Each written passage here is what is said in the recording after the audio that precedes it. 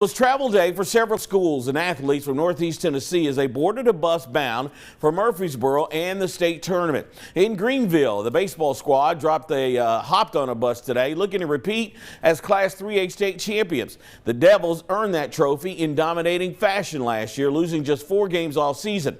The road for this year's team has been a little bumpy, but head coach Andy Collins and his players believe the resilience they've needed this spring will come in handy in Middle Tennessee. When you're 36-4, I don't think that there's a whole lot of response. You just play. This is a group that is a little bit different in the way that they have responded. I think we lost a couple early, and then we kind of decided, have the confidence that we won last year. Then we kind of brought that back into it, and then we started to get rolling. We need to get rest, focus on why we're actually down there, and play the best of our abilities. Nice haircut. The Devils in that multicolored hair will open the tournament with Signal Mountain tomorrow at 7:30. A busy day of departures at University High as well. Track and field and both tennis squads are headed to the state, as is the Bucks baseball team. This is the 6th straight season the program has played for a state championship. This season, head coach Christian Taylor says the success of the team has come from playing an aggressive style, one they hope to continue in search of a trophy this weekend. Well, I think that our work ethic this off season has made us so successful, and I think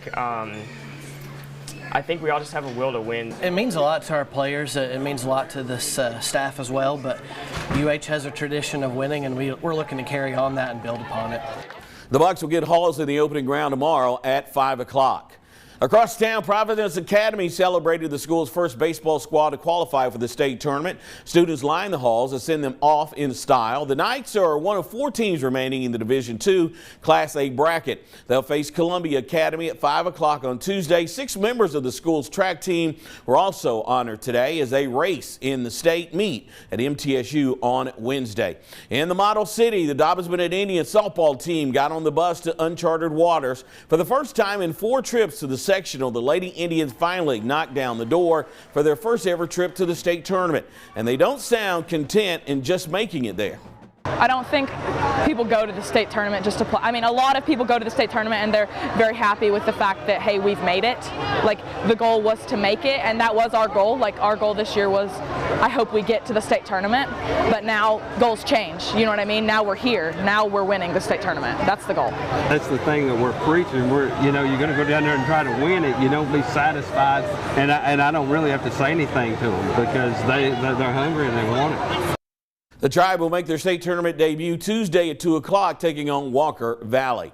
On the pitch, the Science Hill Hilltoppers are making their first trip back to the state since 2017 when they toppled Cleveland 3-0. Science Hill will face a Howard team on a 10-match winning streak. However, this marks Howard's 3rd ever trip to Spring Fling, and they are still looking for their first win. Definitely say our defense is definitely strong. Our midfield, our forward, all of that is really just extremely strong. But most of all, I think it's our heart and our dedication to this. Nobody said, oh, Science Hill, there's not a chance. When you just go take a snapshot of somebody's record, you don't know what they've done to get there. And yes, it was a nice victory, but it was a group of about 14 guys who played in that match who made it happen. They did a fantastic job to make that happen.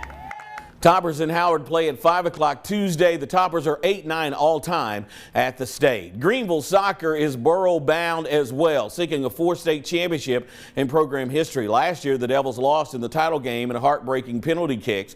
They let that loss fuel them for much of this year. That is until senior defender Brandon Rogers went down with a season-ending leg injury in the postseason. Now the squad is playing for number 13 to send him and the seniors out on top. In the past 2 weeks, they've been pretty resilient in how they've responded to his injury, and guys playing out of pocket just a little bit. So we would feel good about where we are as a team right now going into the tournament. We play for Brandon, and with that, like you said, it has boosted us to win our past 2 games, and we're playing with a lot of heart now. And if we can keep that up, I say we can go all the way. Greenville gets Alcoa in the quarterfinals tomorrow at 2:30. Finally, Science Hill boys tennis is headed back to the Adams Tennis Complex at MTSU. The Hilltoppers were region champs for a 5th consecutive season, taking down Farragut 4-1. The Toppers made it all the way to the state championship last season before falling just short. They match up with Collierville in the semis tomorrow at noon Eastern.